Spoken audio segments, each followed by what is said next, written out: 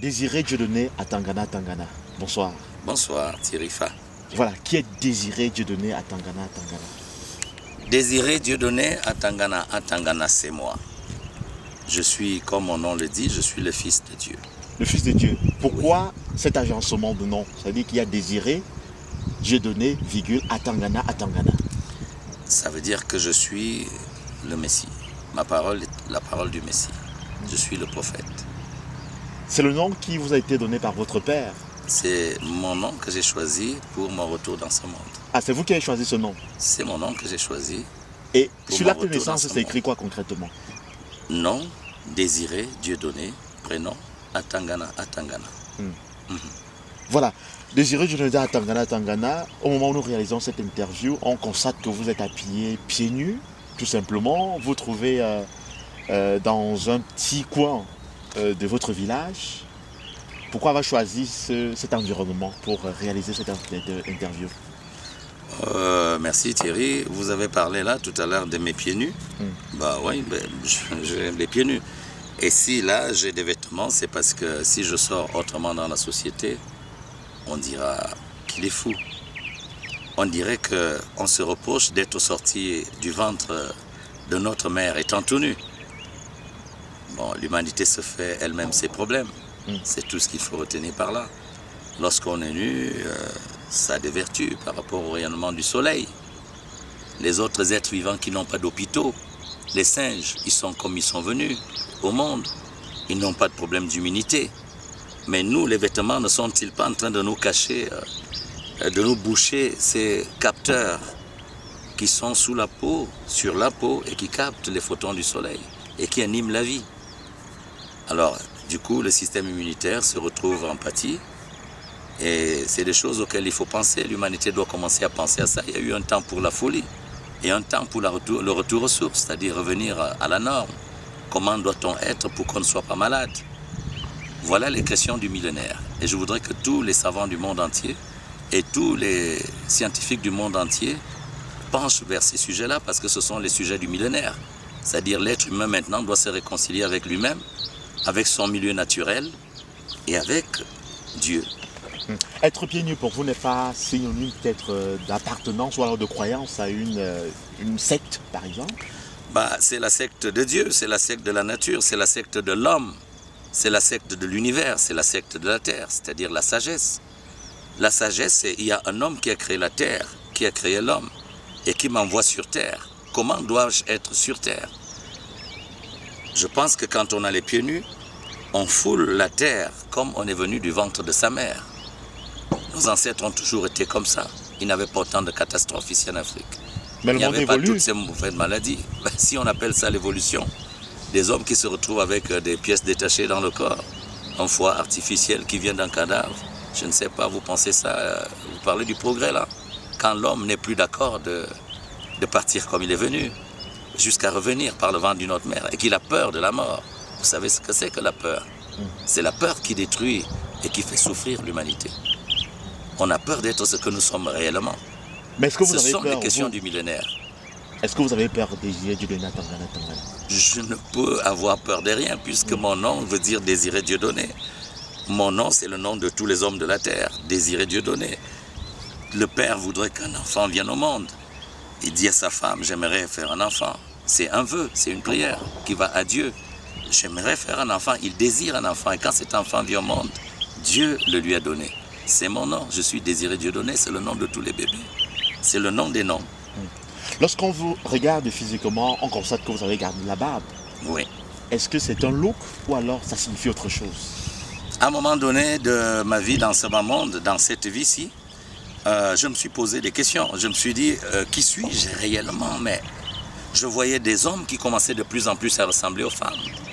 Toujours avec un menton très rasé. Et puis à côté de ça, j'ai regardé un film d'Israël. Et puis des informations, au cours des informations du journal télévisé, on a montré Israël, j'ai vu des hommes barbus. Et ça m'a rappelé un souvenir très lointain. Je me suis assis sous un goyavier, j'ai médité. Et je suis revenu à cette époque où tout le monde avait la barbe. On n'avait pas encore des lames de rasoir. Et puis, j'ai regardé le lion, j'ai vu que le lion, même quand un homme vient très loin, il sait déjà qu'il y a quelqu'un qui vient. Il a quoi? De la moustache. Pareil pour les panthères. J'ai vu mon chat. J'ai passé le temps à regarder les chats.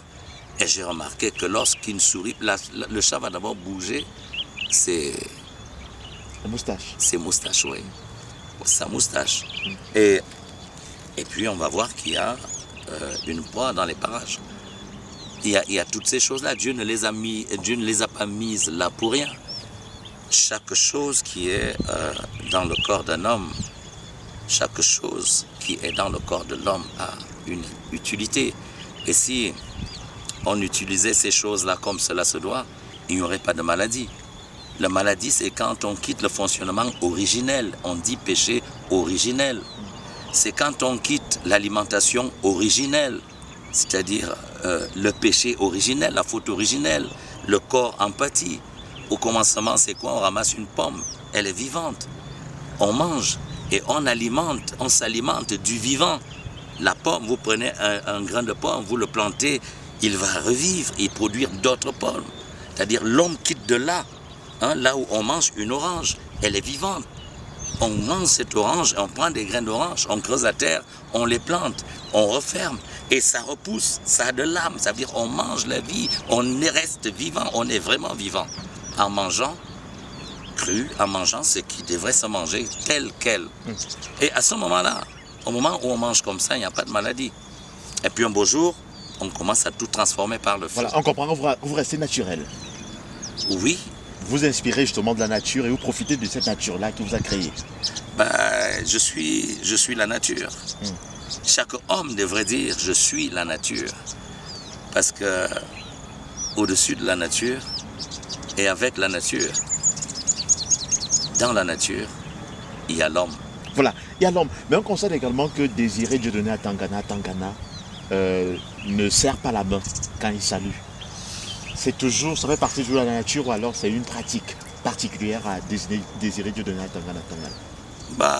Je vais déjà titiller les autorités qui veillent sur la liberté des uns et des autres en rappelant que c'est un fait de liberté. C'est un fait de liberté, on est libre de serrer la main ou de ne pas serrer la main. Ou on va vraiment vers la liberté ou on n'y va pas du tout. Ou alors on va vers la liberté quand ça plaît à certaines personnes. Et non, quand on va vers la liberté, il y a d'abord ça, vous n'êtes pas obligé de serrer toutes les mains. De toutes les manières, vous ne savez pas ce que quelqu'un vient de toucher au moment où vous lui serrez la main. C'est pas moi, je vous le conseille, ne soyez pas obligé de serrer une main, serrez la main de la personne qui vous a dans son cœur. C'est comme ça, on ne serre pas la main à quelqu'un pour le poignarder dans le dos. Alors je préfère pas serrer la main, je dis namasté, ça veut dire je respecte, je loue, je respecte le Dieu qui est en toi. Et je le dis, je peux même te dire en Bambakiri, mais quand mes mains sont liées comme ça, et que je dis namasté, ça veut dire la même chose. Voilà, vous avez signifié dans votre propos liminaire que vous êtes porteur d'un message qui vous a été révélé par Dieu, et vous comptez partager ce message-là au monde. On considère, la question, quelle est votre cible principale? Ma cible, c'est l'humanité. S'il faut dire cible, ma cible, c'est l'humanité. Un homme vient au monde, il a des choses à faire. Il y en a qui viennent pour soigner d'autres hommes. Il y en a qui viennent pour maintenir la sécurité dans les forces de l'ordre. Ils sont doués dans ça. Il y en a qui viennent pour enseigner. Nous le savons, tous ceux qui ont fait de la pédagogie et qui enseignent dans des lycées, des universités, des écoles primaires, des maternelles. Ça, c'est des enseignants. Il y a d'autres qui le font de manière pas très pédagogique, de manière comme ça, comme par la musique. Il y a d'autres qui enseignent par la musique. Bob Marley, il a beaucoup appris au peuple noir, même comme les Noirs tardent à se réveiller. Voilà, il l'a fait par la musique. Les Alpha Blondy le fassent. Il y a des personnalités dans le monde qui transmettent des messages par la musique. Charles Aznavour, c'est formidable. Il y a des tas de personnalités comme ça dans le monde qui transmettent des messages et dont chacun vient pour dire quelque chose. Je ne pense pas qu'on a une cible précise quand on s'appelle désirer Dieu donné. On a un message à transmettre au monde. On vient dire à l'humanité, l'homme est au seuil de la perfection. Et pour qu'il soit parfait, il va falloir qu'il essaie de regarder comment les choses fonctionnent autour de lui. Et s'il est en train de courir, il n'aura jamais le temps de le faire. pour qu'il regarde et qu'il voit ce qui se passe autour de lui, il faut qu'il s'asseye.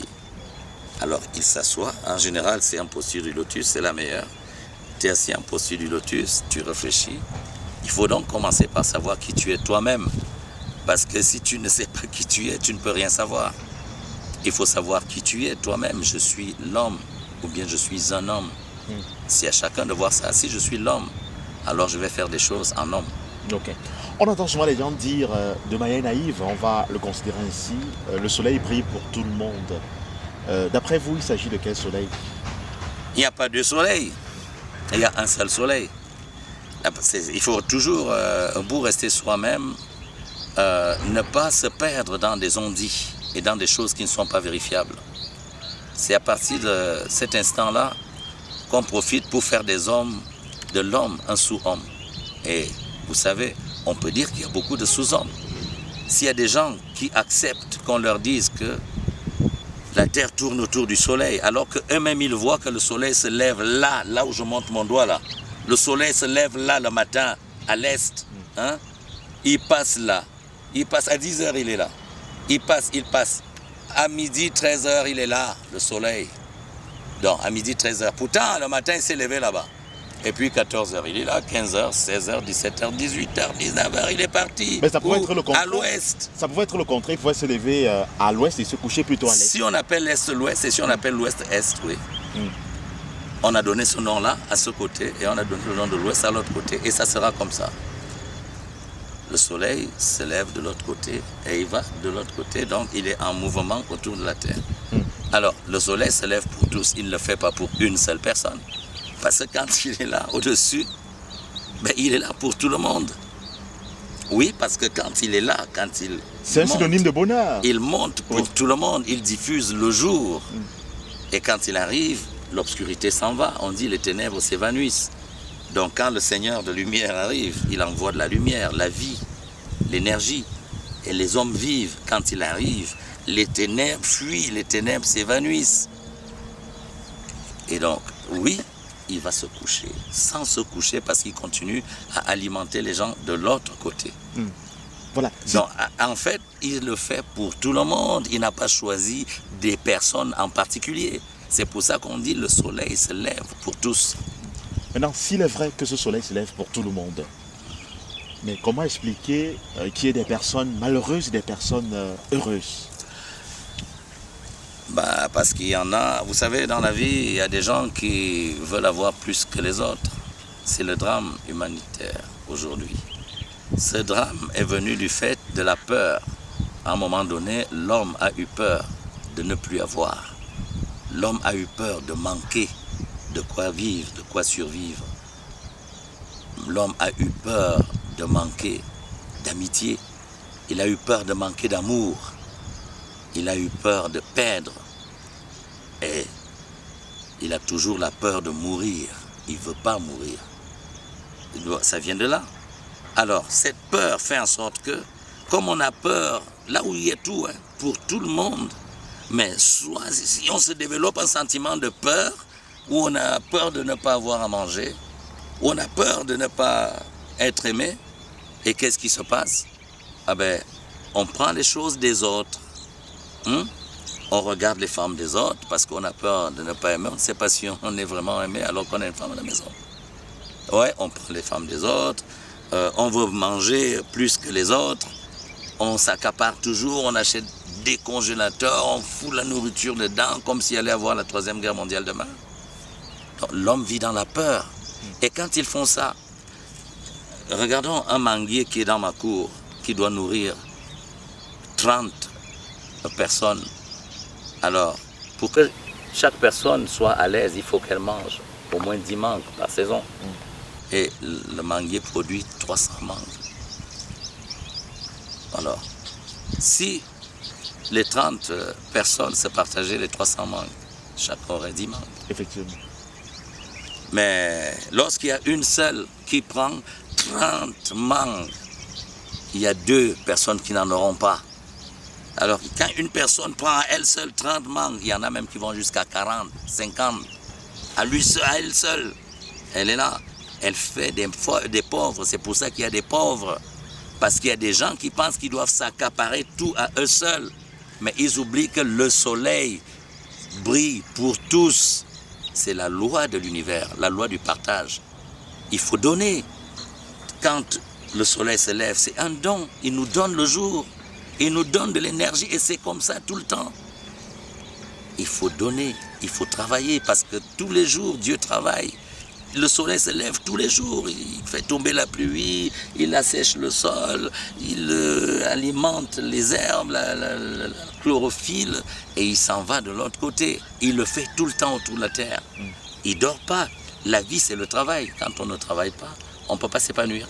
Et des gens qui ne travaillent pas se mettent dans une situation de peur.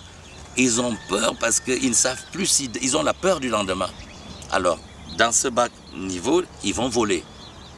Ils vont voler, c'est ça le problème. Si l'humanité pouvait s'entendre et qu'on allait regarder autour de nous et observer que Dieu, il donne tout le temps et il le fait gracieusement.